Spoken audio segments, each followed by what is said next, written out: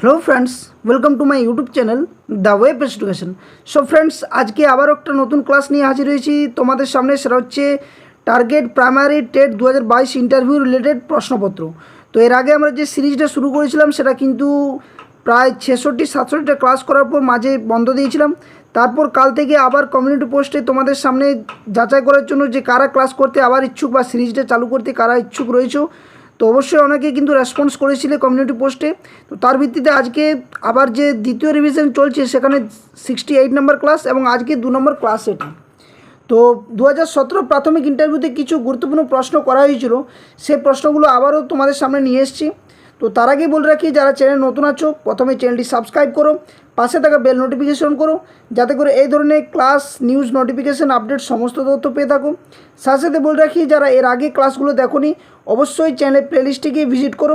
সেখানে primary TET interview 2022 বলে একটা প্লেলিস্ট রয়েছে, ওখানে যদি ভিজিট করো সেখানে 1 নম্বর থেকে প্রত্যেকটা ক্লাস রিকোয়েস্ট করব দেখা শুরু করো। প্রত্যেকটা ক্লাস কিন্তু খুবই গুরুত্বপূর্ণ সহকারে করানো হয়েছে এবং ডেডিকেটেড প্লেলিস্ট বানানো হয়েছে ভিডিওর মধ্য দিয়ে। তো অবশ্যই ক্লাসগুলো দেখো আর হাইক দেওয়ার একটা চেষ্টা করো সকলে, কারণ হাইক হতে গেলে সকলের কাছে ভিডিওটা পৌঁছাবে এবং সকলে উপকৃত হবে। এবং বাকি যারা রয়েছে তাদেরকে অবশ্যই কিন্তু পাঠিয়ে দাও বা শেয়ার করে দাও বন্ধুবান্ধবদের সাথে। আরেকটা কথা বলে রাখি, যারা এখনও পর্যন্ত অফিসিয়াল টেলিগ্রাম চ্যানেল এবং অফিসিয়াল ফেসবুক পেজে যুক্ত হওনি, দ্য ওয়েব এডুকেশনের অফিসিয়াল টেলিগ্রাম এবং অফিসিয়াল ফেসবুক পেজ যুক্ত হওয়ার জন্য ভিডিও ডেসক্রিপশন বক্সে লিঙ্ক দেওয়া থাকবে, ওখানে যুক্ত হয়ে যাবে। এবং সাথে সাথে আপার প্রাইমারি বা WBSSC, group C, group D, WP সমস্ত পরীক্ষার যে ক্লাসগুলো করানো হয় তার ডেসক্রিপশন বক্সে কিন্তু প্লেলিস্টের লিঙ্ক ওখানে দেওয়া থাকবে। তো সেখান থেকে কিন্তু প্রত্যেকটা ক্লাস সকলে দেখে নিন। তো চলো, আজকে যে ভিডিও বা যে প্রশ্নপত্র রাখা হয়েছে সেখানে অনেকগুলোই প্রশ্ন রাখা হয়েছে এবং এই প্রশ্নগুলো কিন্তু 2017 ইন্টারভিউতে অনেক চাকরি প্রার্থী বা যারা এখন শিক্ষকতার চাকরি করছেন, পেশাতে যুক্ত আছেন, তাদেরকে কিন্তু এই প্রশ্নগুলো করা হয়েছিল। তো সেগুলো নিয়ে এসেছি এবং আজকে প্রশ্নপত্রের যে কালারটা সেটা চেঞ্জ করেছি। অনেকেরই কালকে কিন্তু অসুবিধা হচ্ছিলো, তার জন্য আজকে চেঞ্জ করে দিয়েছি। তো আজকে হচ্ছে ক্লাস নাম্বার 68। এর আগে কিন্তু 67টা ক্লাস অলরেডি আপলোড হয়ে গেছে, 67। আজকে হচ্ছে ক্লাস নাম্বার 68 এবং বিভিন্ন টপিক বেসড কিন্তু ক্লাস এক এক করে করানো হচ্ছে। প্রত্যেকটা ক্লাস কিন্তু দেখো, চ্যানেলটি সাবস্ক্রাইব করে রাখবে। তো আজকে প্রথম প্রশ্ন কি বলা হচ্ছে না, আপনার বিদ্যালয়ে কোনো ছাত্র বা ছাত্রী যদি খুব দরিদ্র পরিবার থেকে আসে তাহলে আপনি তার জন্য কি কি ব্যবস্থা গ্রহণ করবেন। অর্থাৎ অ্যাজ এ টিচার হিসেবে আপনি যখন প্রাথমিক বিদ্যালয়ের শিক্ষকতার পেশাতে যুক্ত হবেন, তখন যদি কোনো শিক্ষার্থী যদি খুব দরিদ্র পরিবারে হয়ে থাকে তাহলে আপনার কর্তব্য কী হবে বা আপনি কী কী ব্যবস্থা গ্রহণ করবেন। তো এই ধরনের প্রশ্নগুলো সিচুয়েশন বেসড করে থাকে এবং অনেক প্রশ্ন কিন্তু সিচুয়েশন বেসড আমি করিয়েছি এর আগে, অবশ্যই ক্লাসগুলো দেখবে। এবং এটা PYQ প্রশ্ন 2017 ইন্টারভিউতে করা প্রশ্ন। তো এর উত্তর কী হবে না, সেই শিশু এবং শিশুর পরিবারকে আর্থিক দিক দিয়ে নিশ্চিত করার জন্য বিদ্যালয়ে শিশুর মিড ডে মিল, বইপত্রের খরচ ব্যবস্থা করব এবং অবৈতনিক শিক্ষা ব্যবস্থা সঠিকভাবে বজায় থাকছে কিনা তার লক্ষ্য রাখব। অর্থাৎ অনেক ক্ষেত্রে দেখা যায় বর্তমান পরিস্থিতিতে যে টিউশন পড়ানোর যে শিক্ষকদের একটা ঝোঁক সেটা কিন্তু রয়ে গেছে। অনেক শিক্ষক মহাশয় কী করেন যে বাড়িতে টিউশন দেন, অথচ তিনি শিক্ষকতার পেশাতে সরকারি পেশাতে যুক্ত রয়েছেন তাও, কিন্তু সেক্ষেত্রে এটা একদম আইনত অপরাধ। তো যে সমস্ত শিশু শিক্ষার্থীরা দরিদ্র পরিবার থাকবে তাদের সময় মতো যে বিদ্যালয়ের সরকার পোষিত যে সমস্ত বইগুলো দেওয়া হয় সেগুলো সঠিকভাবে বিতরণ করা, মিড ডে মিল যে ব্যবস্থা সেখানে সেই সমস্ত শিশুদেরকে যথেষ্ট পরিমাণে খাদ্য গ্রহণের জন্য দায়িত্ব সহকারে দেখা, সাথে সাথে অবৈতনিকভাবে যাতে করে শিক্ষাদান করতে পারা যায় সেদিকেও কিন্তু লক্ষ্য রাখা উচিত।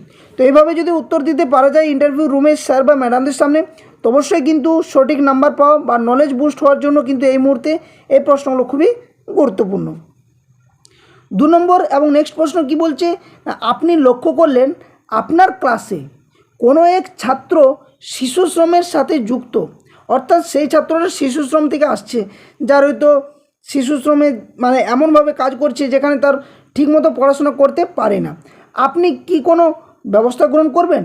অর্থাৎ আমি আরেকবার প্রশ্নটা পড়ছি, যদিও আলোচনার সাপেক্ষে বলে ফেললাম। তো কী বলছে না, আপনি লক্ষ্য করলেন যে আপনার ক্লাসে কোনো এক ছাত্র শিশু শ্রমের সাথে যুক্ত, যার জন্য সে ঠিকমতো পড়াশোনা করতে পারে না, আপনি কোনো ব্যবস্থা গ্রহণ করবেন বা আপনি কি ব্যবস্থা গ্রহণ করবেন। এই প্রশ্নের উত্তর কী হবে না, প্রথমত কি বলবে না, আমার কোনো ছাত্র যদি শিশু শ্রমের সাথে যুক্ত থাকে তাহলে আমি প্রথমেই সেই ছাত্রের অভিভাবকের সাথে কথা বলবো এবং শিশু শ্রমের খারাপ দিকগুলো তুলে ধরবো এবং যদি প্রয়োজন হয় প্রধান শিক্ষকের সাথে কথা বলে ছাত্রটি স্কুল যে ফি অর্থাৎ কোনো ক্ষেত্রে যদি স্কুল ফি নেওয়া হয় বা ভর্তির ক্ষেত্রে না কিছু হয়ে নেওয়া হয়ে থাকে তো সেগুলো মুকুব করার বা সেগুলো বাদ দেওয়ার ব্যবস্থা গ্রহণ করব।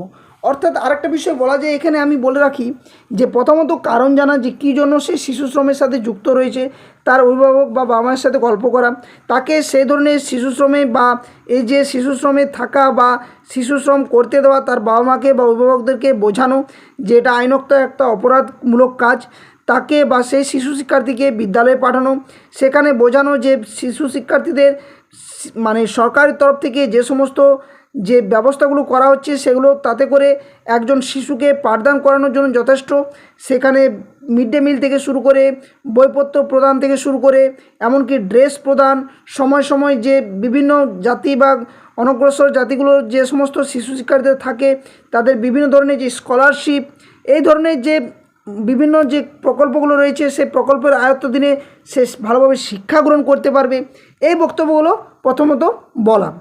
অথবা কি না আরেকটাভাবে বলা যায় যে আমার কোনো ছাত্র যদি শিশু শ্রমের সাথে যুক্ত থাকে তাহলে আমি প্রথমেই সেই ছাত্রের অভিভাবকের সাথে কথা বলবো এবং শিশু শ্রম যে আইনত এটা আইনত হবে, ঠিক আছে, স্পেলিং মিস্টেক আছে বা টাইপিং মিস্টেক বলে রাখি, তো আইনত যে দণ্ডনীয় অপরাধ তথা খারাপ দিকগুলো তুলে ধরবো এবং যদি প্রয়োজন হয় শিক্ষক শিক্ষিকারা মিলে চাঁদা তুলে প্রতি মাসে ছাত্রের পড়াশোনার জন্য কিছু অর্থ সাহায্য করার ব্যবস্থা করব। অর্থাৎ এক্ষেত্রে এটা প্রয়োজন সাধারণত পড়ে না, তবে খাতা কলমের জন্য কিন্তু এখন বর্তমান পরিস্থিতিতে সরকার থেকে যে খাতার যে ব্যবস্থা সেটাও কিন্তু করা হচ্ছে, যেটা আমরা হয়তো সকলেই অতপ্রতভাবে বিষয়টা নিয়ে জানি। তো এই বিষয়গুলো অভিভাবকদের সামনে যদি তুলে ধরা হয় তাহলে কিন্তু সেই শিক্ষার্থীকে বিদ্যালয়ের প্রতি যে একটা ঝোঁক সেটা পাঠাবে এবং শিশু শ্রম থেকে তাকে দূর রাখবে। আর এভাবেই কিন্তু ইন্টারভিউ রুমে কিন্তু সকলকে বলতে হবে যাতে করে একটা সুস্পষ্ট সাবলীলভাবে বক্তব্যটা যদি উপস্থাপন করতে পারা যায় ইন্টারভিউ স্যার বা ম্যাডামদের সাথে, তো অবশ্যই কিন্তু সঠিক নম্বরটা পাওয়া যাবে এখান থেকে। ওকে, তো কেমন লাগছে অবশ্যই সকলে কমেন্ট করে জানাবে এবং কোন কোন টপিকের উপরে আরও যদি ভিডিও চাইছো তো সেগুলো কমেন্ট করে জানাবে, আমি প্রত্যেকটি নোট করে রাখবো এবং প্রত্যেকটি ক্লাস যথাসময়ে প্রত্যেক দিন ঠিক টাইম মতো নিয়ে আসবো। অবশ্যই চ্যানেলের প্লেলিস্টটিকে ভিজিট করতে পারো আর আগের টপিকের ক্লাসগুলো সমস্ত দেখে নেবে, তারপর কিন্তু কমেন্ট করবে যে কোন ক্লাসগুলো প্রয়োজন রয়েছে। নেক্সট তারপর 3 নম্বর প্রশ্ন, যে শিক্ষার্থীদের শান্তি কতটা প্রয়োজন আছে, এটা শাস্তি হবে, ঠিক আছে, শাস্তি বা কোনো ছাত্রছাত্রী প্রশ্ন না করে আপনি কি তাদের দৈহিক শাস্তি দেবেন? এক্ষেত্রে প্রশ্নটা কিন্তু দুইভাবে করা যেতে পারে, যে শিক্ষার্থীদের শাস্তি কতটা প্রয়োজন আছে, অথবা কোনো ছাত্র বা ছাত্রী প্রশ্ন না করে আপনি যদি তার দৈহিক শাস্তি সেটা কি দেওয়া কি বাধ্যতামূলক বা দেওয়া কি উচিত বা আপনি কি দেবেন, এই হচ্ছে প্রশ্ন। তো স্যার এখানে বলবে যে স্যার কোনোভাবেই দৈহিক বা মানসিক শাস্তি দেওয়া যাবে না, কারণ শাস্তি প্রবল নেতিবাচক প্রভাব বিস্তার করে। ছাত্রছাত্রীদের মানসিক অবস্থা বুঝে পড়াতে হবে। যেসব ছাত্রছাত্রীরা স্কুলের মধ্যে নিয়ম শৃঙ্খলা ভঙ্গ করে বারবার সতর্ক করা সত্ত্বেও তাদের বিশেষ কাউন্সেলিং ব্যবস্থা করতে হবে। অর্থাৎ এখান থেকে বোঝা যায় যে কোনো শিক্ষার্থী যদি বদমাইশ হয় বা যদি সে নিয়ম শৃঙ্খলা মানে না বা বিদ্যালয়ে ঠিকভাবে সে আইন নিয়ম যে রয়েছে সেই নিয়মের মধ্যে যদি না থাকে, সে সুষ্ঠুভাবে যদি আচরণ না করে, তাহলে প্রথমত কারণ জানা, সেই কারণগুলো দূর করার জন্য বিভিন্নভাবে তাকে যে সমস্ত বিষয়গুলো জানা দরকার বা যে সমস্ত কাজগুলো করা দরকার কোনো শাস্তি ছাড়াই, অর্থাৎ শাস্তিহীনভাবে যেভাবে পারা যায় শিশু শিক্ষার্থীদের তাদের নিজের স্তরে গিয়ে তাদেরকে বোঝানো যে এই ধরনের কাজগুলো করা ভালো নয় বা এই ধরনের কাজগুলো যাতে না করাই উচিত সেই ধরনেরভাবে বোঝানো এবং কিছু কাউন্সেলিংয়ের ব্যবস্থাও করা। ওকে, তো আই হোপ বুঝতে পারছো সকলে। নেক্সট 4 নম্বর প্রশ্ন, যে অমনোযোগী ছাত্রছাত্রীদের কিভাবে পড়াবেন। এটা প্রায়শই কিন্তু দেখা যায় বিদ্যালয়ের শ্রেণীকক্ষের মধ্যে ছোট শিশু বাচ্চারা প্রায়শই কিন্তু তারা অমনোযোগী হয়ে পড়ে। সেক্ষেত্রে একজন শিক্ষক বা শিক্ষিকা হিসেবে আপনি কি করবেন, এটা কিন্তু প্রশ্ন পড়েছে এবং আগামীতেও পড়তে পারে, তার জন্য এই প্রশ্নগুলো নিয়ে আসছি। ওকে, তো উত্তর কী হবে না, অমনোযোগী ছাত্রছাত্রীদের মনোযোগী করে তুলতে শ্রেণীকক্ষকে বৈচিত্র্যময় একটা প্লাস পয়েন্ট প্রশ্ন, এটা মানে যে অথেন্টিক যে ব্যাখ্যাটা সেটা হবে। আর কি বলছে, ও আকর্ষণীয় করে তুলব। বিভিন্ন শিক্ষা প্রদীপন অর্থাৎ টিএলএম, টিচিং লার্নিং ম্যাটেরিয়াল, এই সমস্ত ব্যবহার করব। পড়াশোনার একঘেয়েমি কাটাতে শিক্ষা ভ্রমণ, শিক্ষা মেলা ইত্যাদি আয়োজন করব, যেটা এডুকেশনাল এক্সকারশন করা হয়, বা কোনো পর্যবেক্ষণ বা কোনো নাটকীয়ভাবে শিক্ষাদান করা বা খেলার ছলে শিক্ষাদান, এই ধরনের ব্যবস্থাগুলো নেওয়া দরকার। অথবা অমনোযোগী ছাত্রছাত্রীদের পর্যবেক্ষণ রাখব এবং তাদের ভালো লাগা বিষয় যে জানা এবং সেগুলো চিহ্নিত করার পরে সেগুলোর প্রতি তাদেরকে মনোযোগ বাড়ানো। এই বিষয়ে তাদের সাথে সরাসরি কথা বলবো এবং আলোচনার মাধ্যমে তাদের প্রতি কি উৎসাহ দান করব। অর্থাৎ এভাবেও তাদের বা শিশু শিক্ষার্থীদের তাদের নিজের স্তরে গিয়ে তাদেরকে বিভিন্নভাবে বিভিন্ন গল্পের ছলে, বিভিন্ন খেলার ছলে, বিভিন্ন বৈচিত্র্যময় বা আকর্ষণীয় কিছু টিএলএম বা কিছু ভ্রমণ বা শিক্ষামূলক যে সমস্ত কাজগুলো হয়ে থাকে সেগুলোর মধ্যে দিয়ে তাদেরকে মনোযোগী করে তোলা, পাঠের প্রতি মনোযোগী করে তোলা এবং শিক্ষাদান করা। ওকে, নেক্সট তারপর 5 নম্বর প্রশ্ন, যে আপনি কিভাবে একটি বিদ্যালয়ের পরিবেশ গঠনে ভূমিকা পালন করবেন। এটা একটা ভালো প্রশ্ন। যে এরপর 15ই আগস্ট আসছে, এখানেও কিন্তু অনেক সময় কী হয়, শিশু শিক্ষার্থীদের একটা ভালো পরিবেশ গঠনের জন্য বা সুশৃঙ্খলতা পরায়ণ হওয়ার জন্য অনেক কিছু কাজ করতে হয়।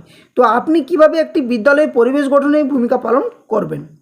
তো এই প্রশ্নের উত্তর কী হবে না, এখানে কি বলবে না, বিদ্যালয়ের পরিবেশকে বিভিন্ন পরিবেশের সঙ্গে সার্থক সম্পর্কযুক্ত করে শিক্ষার উপযুক্ত করে তুলব। আমার রুচিবোধ ও মূল্যবোধের সাহায্যে এমনভাবে বিদ্যালয়ের পরিবেশ রচনা করব যাতে ছাত্রছাত্রীদের অপরিণত বা যে বিষয়গুলো তার অবস্থা সার্থক পরিণতি যাতে লাভ করে সেদিকে সক্ষম হয়ে উঠবে এবং এভাবেই তাদের মধ্যে কি একটা বিদ্যালয়ের মধ্যে যে একটা ভালো পরিবেশ, সেই পরিবেশটাও গড়ে উঠবে। ওকে, নেক্সট তারপরে 6 নম্বর প্রশ্ন। তো বলে রাখছি, অবশ্যই কিন্তু সকলে লাইক করে একটা ছোট চ্যানেল গ্রো করার জন্য চেষ্টা করো। যারা এখনও পর্যন্ত এত ভিউজ যারা দেখছো ভিডিওতে, যারা নতুন আছো বা চ্যানেলে যারা নতুন আছো, অবশ্যই সকলকে করে জন্য অনুরোধ করবো যে একটা সাবস্ক্রাইব করে পাশে থাকা বেল নোটিফিকেশন করো। যারা প্রিপারেশন নিচ্ছ বা বিভিন্ন নিউজ আপডেট পাওয়ার জন্য অপেক্ষা করছো, অবশ্যই অথেন্টিকভাবে এখান থেকে বিভিন্ন চাকরির নোটিফিকেশন, বিভিন্ন চাকরি পরীক্ষার ক্লাস একদম সঠিক সময়ে সঠিকভাবে ভালোভাবে সহজ সরলভাবে উপস্থাপন করা হয়। তো অবশ্যই কিন্তু লাইক শেয়ারের সাথে সাথে চ্যানেলটি সাবস্ক্রাইব করে পাশে থাকবে।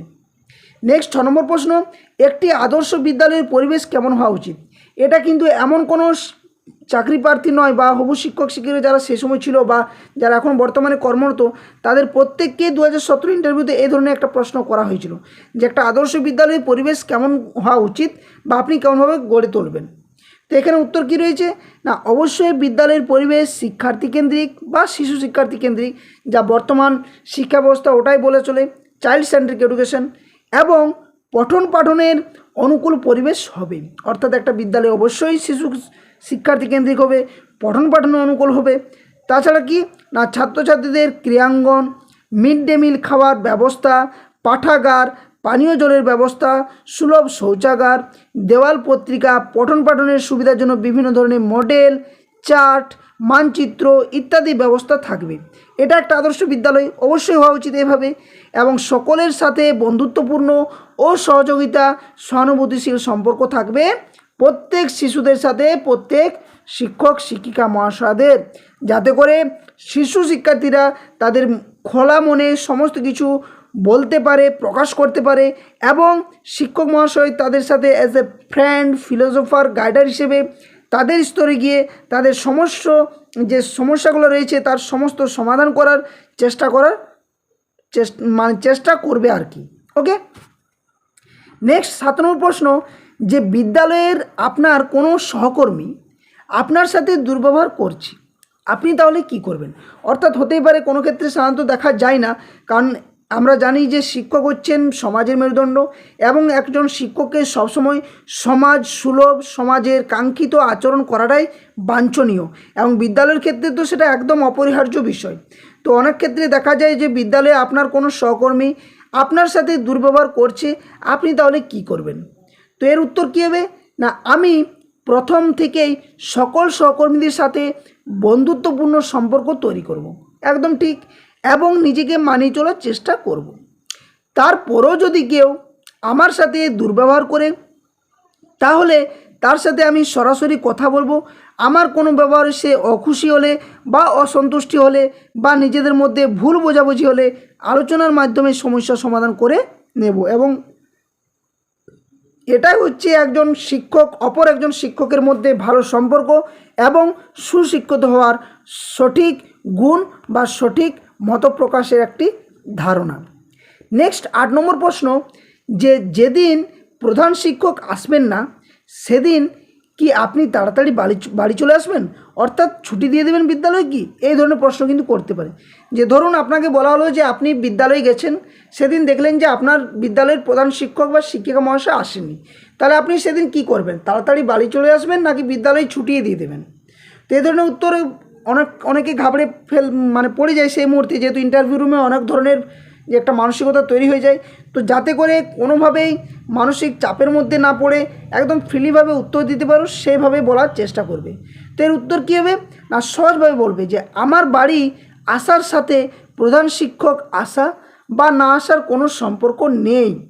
স্কুল ছুটি না হওয়া পর্যন্ত আমার ক্লাস থাকলে ক্লাস নেব এবং যদি ক্লাস নাও থাকে তবুও স্টাফ রুমে বসে থাকবো। এবং এটাই হচ্ছে একটা মূল দায়িত্ব একজন শিক্ষক হিসেবে। বা কোনো শ্রেণীকক্ষে যদি শিক্ষার্থীরা যদি তাদের ক্লাস যদি ফাঁকা থাকে বা ক্লাস না হয়, অবশ্যই একজন শিক্ষকের মূল দায়িত্ব হচ্ছে তাদেরকে পাঠদান করানো। সেই মুহূর্তে গিয়ে সেখানে প্রধান শিক্ষক মহাশয় থাকুক বা না থাকুক, প্রধান শিক্ষক মহাশয় দায়িত্ব দেখ বা না দেখ, একজন আদর্শ শিক্ষক হিসেবে সবসময় কর্তব্য যে শিক্ষার্থীদের সামনে যথাসময়ে সঠিকভাবে তাদের পাঠদান করানো এবং তাদের কাছে সমস্ত বিষয়ে তাদের যে খুঁটিনাটি তথ্য তাদেরকে উপস্থাপন করা।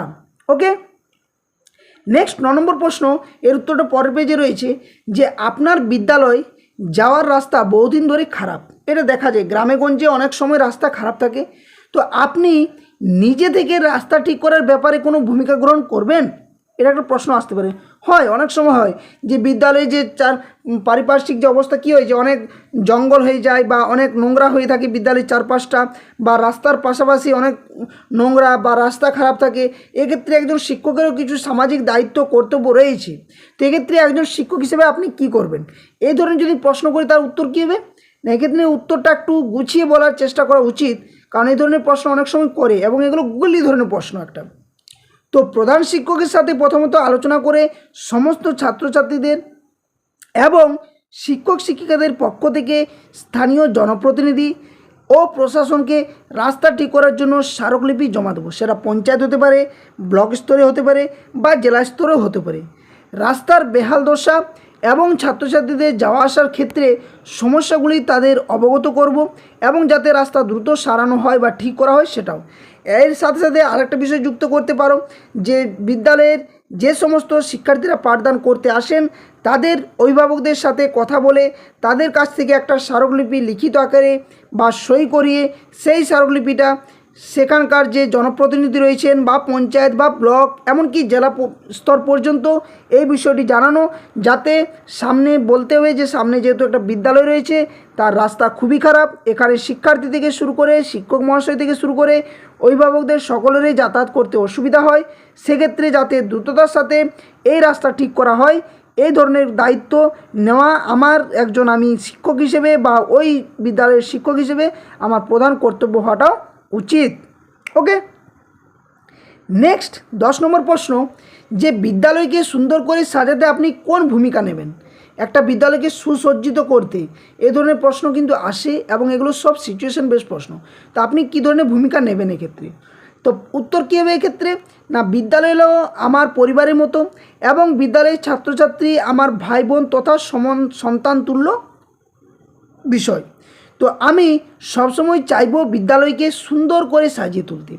বিদ্যালয়ের ফাঁকা জায়গার বৃক্ষরোপণ, ফুল গাছ লাগানো, স্কুল বাড়ির দেওয়ালে অথবা পাঁচিলে বিভিন্ন মনীষীদের ছবিসহ বাণী লেখা, শ্রেণীকক্ষের দেওয়ালে বিভিন্ন বিজ্ঞানী ম্যাপ অঙ্কন করা, ছাত্রছাত্রীদের মধ্যে দল তৈরি করে বিদ্যালয় পরিষ্কার পরিচ্ছন্ন রাখার দায়িত্ব করে দেওয়া। তাছাড়া সহকর্মী ও ছাত্রছাত্রীদের কাছ থেকে চাঁদা তুলে বিভিন্ন মনীষীদের জন্মদিন, বিশেষ করে ছাত্রছাত্রীদের কাছ থেকে না চাঁদা তোলাটাই কিন্তু এখানে বলা উচিত। সহকর্মীদের সাথে বা নিজস্ব যে বিভিন্ন যে শিক্ষক শিক্ষিকারা থাকবেন সেই বিদ্যালয়ে তাদের কাছ থেকে কিছু অর্থ আদায় করে একটা ভালো যে সমস্ত মনীষীদের জন্মদিন বা স্বাধীনতা দিবস যে আসছে বা প্রজাতন্ত্র দিবস, সরস্বতী পুজো, বাৎসরিক ক্রিয়া, সাংস্কৃতিক অনুষ্ঠান এগুলো পরিচালনা করা বা করব। আশা করি এইভাবে বিদ্যালয়ের পরিবেশ সুন্দরভাবে সেজে উঠবে এবং এগুলোই কিন্তু মূল দায়িত্ব, মানে কো কারিকুলাম যে অ্যাক্টিভিটি সেগুলো শিক্ষার্থীদের মধ্যে করানো, সাথে সাথে শিক্ষক শিক্ষিকাদেরও ইনভলভ থাকা। নেক্সট একটা প্রশ্ন যে আপনি কি ধূমপান করেন? বিদ্যালয়ে শিক্ষকদের ধূমপান করা উচিত কি না, এই প্রশ্নের উত্তর কী হবে? তো প্রথমত বলতে হবে যে না, আমি ধূমপান করি না। তো এক্ষেত্রে আচ্ছা বলুন তো, এখানে প্রশ্ন আসতে পারে যে আচ্ছা বলুন তো তাহলে বিদ্যালয়ের শিক্ষকদের ধূমপান করা কেন উচিত নয়, এই প্রশ্নের উত্তর কী হবে? না, এক্ষেত্রে উত্তরটা একটু গুছিয়ে বলার চেষ্টা করতে হবে যে কেন উচিত নয়, কারণ এক্ষেত্রে স্বাস্থ্যের পক্ষে যে ক্ষতিকর বিষয় সেগুলোও কিন্তু তুলে ধরা উচিত। তো এক্ষেত্রে কী বলতে হবে না, বিদ্যালয়ের শিক্ষক শিক্ষিকাদের এমন কিছু করা উচিত না যাতে ছাত্রছাত্রীর উপর নেতিবাচক প্রভাব পড়ে।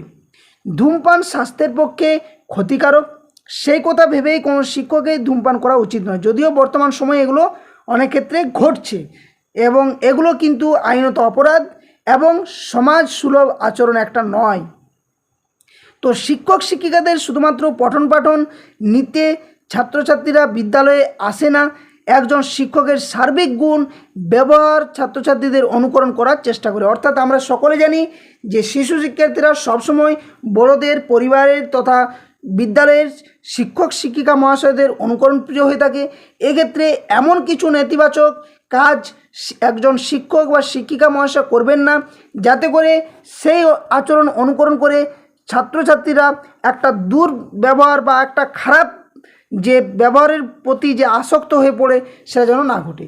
সুতরাং কী করতে হবে, ছাত্রছাত্রীর উপর নেতিবাচক প্রভাব ফেলে এমন কাজ শিক্ষক শিক্ষিকাদের বিদ্যালয়ে এসে বর্জন করাই উচিত। তারপরেও যদি কোনো শিক্ষক ধূমপান করেন সেক্ষেত্রে গোপনীয়তা বজায় রাখা উচিত যাতে ছাত্রছাত্রীদের উপর কোনো নেতিবাচক প্রভাব সরাসরি না পড়ে। অর্থাৎ মূল কথা বলতে গেলে যে বিদ্যালয়ের চারপাশে বা ছাত্রছাত্রীদের পাশে বা বিদ্যালয় চলাকালীন কোনোভাবে ধূমপান করা উচিত নয়। নেক্সট 13 নম্বর প্রশ্ন যে আপনি লক্ষ্য করছেন যে আপনার কোনো সহকর্মী দীর্ঘদিন ধরে ঠিকমতো ক্লাস করেন না বা নির্দিষ্ট সময় ক্লাসে যায় না, তো এর ক্ষেত্রে এর কোনো প্রতিকার কি আপনি করবেন বা এক্ষেত্রে আপনার কি করণীয় হবে সেটা গুছিয়ে বলতে বলা হয়েছে। এক্ষেত্রে কি বলবে না, বলবে না আমিও যেহেতু স্কুল পরিবারের একজন সদস্য বা ওই বিদ্যালয়ের একজন সদস্য বা সদস্যা, তো এক্ষেত্রে তাই কখনো চাইবো না যে স্কুল বা ছাত্রছাত্রীদের কোনো ক্ষতি হোক। যেহেতু তিনি আমার সহকর্মী তথাপি বন্ধুও, আমি তার সাথে নিয়মিত নির্দিষ্ট সময়ে ক্লাসে না গেলে কী ধরনের সমস্যা তৈরি হয় বা ছাত্রছাত্রীদের কী রকম ক্ষতি হতে পারে সেই সব আশঙ্কা বোঝানোর চেষ্টা করব। তারপরেও যদি সে অভ্যাস বর্জন না করে তাহলে শিক্ষক অথবা পরিচালন সমিতির মিটিংয়ে এই বিষয়ে দৃষ্টি আকর্ষণ করার জন্য সকলকে অনুরোধ করব। তো এইভাবে উত্তর কিন্তু দেওয়া যায় এবং এইভাবে উত্তরে কিন্তু সঠিক নম্বরও পাওয়া যায় ইন্টারভিউর ক্ষেত্রে। তো কেমন লাগছে ভিডিওটা সকলে কমেন্ট করে জানাও এবং টপিকের উপরে কোন কোন টপিকের উপরে ক্লাস চাইছো সেটাও জানাও। সাথে সাথে সকলকে অনুরোধ করব যারা চ্যানেল নতুন আছো অবশ্যই চ্যানেলটি সাবস্ক্রাইব করে পাশে থাকা বেল নোটিফিকেশনে অন করে রাখো। নেক্সট 14 নম্বর প্রশ্ন যে বিদ্যালয়ের ছাত্রছাত্রীদের মোবাইল ব্যবহার করতে দেওয়া উচিত কি না, এটার উত্তর কী হবে? তো এটা একটা বর্তমান পরিস্থিতি একটা খুবই বড় সমস্যা। তো এক্ষেত্রে উত্তর কী বলতে হবে না, আমার মনে হয় বিদ্যালয়ের ছাত্রছাত্রীদের মোবাইল ব্যবহার করতে দেওয়া উচিত নয়, কারণ বর্তমানে মোবাইলগুলো অত্যাধুনিক, অনেক ধরনের ফাংশন আছে যে ক্ষেত্রে শিশু শিক্ষার্থীদের অনেক অসুবিধা হতে পারে। এমনকি স্কুলে এসে ছাত্রছাত্রীরা পড়াশোনার প্রতি মনোনিবেশ না করে মোবাইলের প্রতি আসক্ত থাকবে, যা বর্তমান সময়ে একটা সবথেকে বড় এবং সমাজের তথা দেশের ভবিষ্যতের জন্য একটা সবথেকে খারাপ দিকও বলা চলে যে শিশু শিক্ষার্থীদের ছোট থেকে মোবাইলের প্রতি আসক্ত হয়ে যাওয়া। এবং এটা আমরা যাদের এই পরিবেশে বা যাদের পরিবারের মধ্যে ছোট বাচ্চা রয়েছে তারা সকলেই জানো যে কেমনভাবে একজন শিশু ছোট বয়স থেকে বা এই কম বয়স থেকে মোবাইলের প্রতি আসক্ত হচ্ছে, খাওয়া থেকে শুরু করে পড়াশোনা থেকে শুরু করে ঘোরা থেকে শুরু করে যে কোনোটা কাজের প্রতি, তাদের যে মোবাইলের প্রতি যে আসক্ত হচ্ছে, সেটা কিন্তু খুবই একটা খারাপ দিক ধরা পড়ছে সমাজে বর্তমানে। তো এবং শিক্ষক মহাশয় পঠন পাঠনেও কিন্তু ব্যাহত হবে যদি শিশু শিক্ষার্থীরা মোবাইল ফোন ব্যবহার করে। নেক্সট, তারপরে 15 নম্বর প্রশ্ন এবং আজকের শেষ প্রশ্ন। আজ অনেকগুলো প্রশ্ন রাখলাম, যেহেতু সময়টা ছিল আমার ক্লাস করানোর, তাই অনেকগুলো প্রশ্ন রেখে দিয়েছি। তো 15 নম্বর প্রশ্ন কি, যে বিদ্যালয়ে শৃঙ্খলার প্রয়োজন কেন হয়? তো বিদ্যালয়ের শৃঙ্খলার ভেতর দিয়ে শিক্ষার্থীদের মধ্যে সুঅভ্যাস গঠিত হয় এবং সামাজিক প্রতিষ্ঠান হিসেবে বিদ্যালয় পরিপূর্ণতা পায়।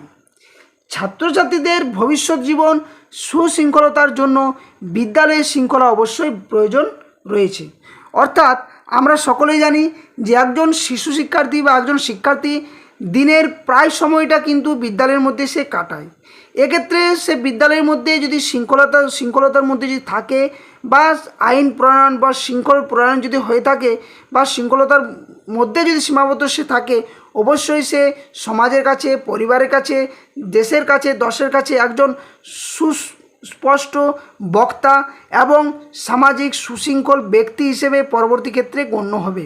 এবং এই সুশৃঙ্খলতা বজায় রাখাটাই একজন শিক্ষকেরও কিন্তু বড় দায়িত্ব, শিক্ষার্থীদের এই ধরনের শিক্ষা দেওয়াটা। তো এই হচ্ছে মোট আজকে 15টি প্রশ্নের উত্তর ছিল এবং ক্লাসটা করানো হলো। তো আশা করছি ভিডিওটি যদি সকলের ভালো লেগে থাকে বা ক্লাসটি যদি ভালো লেগে থাকে, অবশ্যই চ্যানেলটি সাবস্ক্রাইব করবে, সাথে সাথে ভিডিওটি লাইক, বাকিদের সাথে শেয়ার করবে বিভিন্ন গ্রুপে, বা যারা 2022 স্টেট ক্যান্ডিডেট রয়েছে সকলের সহপাঠীদের সাথে, বন্ধুদের সাথে, বান্ধবীদের সাথে শেয়ার করো, যাতে সকলে উপকৃত হয়। এবং প্রত্যেকটা ক্লাস প্রত্যেক দিন দেখো। এখনও পর্যন্ত যারা প্রথম থেকে ক্লাসগুলো দেখোনি, প্রথম সিরিয়াল থেকে কিন্তু ক্লাসগুলো দেখা শুরু করো, এক এক করে প্রত্যেকটা ক্লাস দেখো, নলেজ অনেক বুস্ট হবে। এবং আশা করছি ইন্টারভিউ রিলেটেড যে একটা ভয় রয়েছে সকলের মধ্যে, সেই ভয়টা আশা করছি কেটে যাবে। অনেকেই যারা পুরনো স্টুডেন্ট দেখছে তারা সকলে জানে যে কেমনভাবে ক্লাস করানো হয় এবং প্রশ্নগুলো কতটাই বা গুরুত্বপূর্ণ, সেটা আশা করছি সকলে জানে। আর কালকে একটা বিগ অ্যানাউন্সমেন্ট তোমাদের সামনে আমি শেয়ার করব, যেটা এর আগেও আমি করেছিলাম, যে 2022 স্টেট ইন্টারভিউর জন্য ডেমো, সাথে সাথে যে ইন্টারভিউ রিলেটেড যে প্রশ্ন আসে তার জন্য দুটো পরপর বই কিন্তু আমি পাবলিশ করেছিলাম, যেগুলো অনেকেই কিন্তু বাই করেছিল। সেটার তথ্য কালকে অবশ্যই একটা ভিডিও নিয়ে আসবো এবং ক্লাসের মধ্যেই সেটা জানিয়ে দেবো সকলকে। আর যারা পিডিএফগুলো বাই করতে চাও, অবশ্যই ডেসক্রিপশন বক্সে যে অফিসিয়াল টেলিগ্রাম চ্যানেল লিঙ্ক দেওয়া রয়েছে ওখানে যুক্ত হবে এবং ওখান থেকে সকলে কিন্তু কমেন্ট করার চেষ্টা করবে, ওখানে সঠিক উত্তর সকলের সময়ে পেয়ে যাবে। তো এই ছিল আজকের ভিডিও। যদি ভালো লেগে থাকে লাইক, শেয়ার এবং চ্যানেল নতুন হয়ে থাকলে অবশ্যই সাবস্ক্রাইব করবে। ধন্যবাদ, জয় হিন্দ। আবার কোনো একটা নতুন ভিডিওতে হাজির হবো তোমাদের সামনে। ততক্ষণের জন্য সকলে সুস্থ থাকো, ভালো থাকো।